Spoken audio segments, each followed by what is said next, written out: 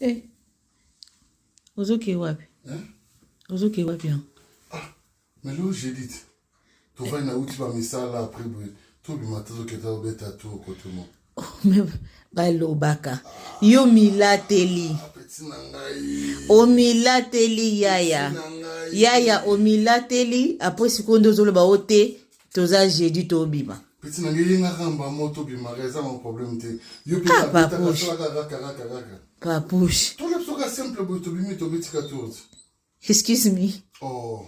Excuse me. Ah. Au Mitali, tu t'es miré? Est-ce que tu t'es miré? Nazaka simple to kika to beti. Eh yaya. Ah. Yaya. Yaya de moi. Oui, mais après ma boulot wa stress wana moi to ke moi place. So OK wapi. Yo au Milateli déjà ce que OK wapi. To il m'a rattrapé bon Oye place OK te. To bon nanzela.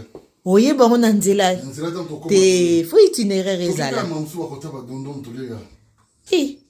Ube to kiyo to kito zu tram to lega city to mu zora mon pepe wana sala bien. Petit nanga. Yaya de moi, viens nanga. Obeti bien viens nanga. Na luli yo Na luli yo zano natana. Nata ntule.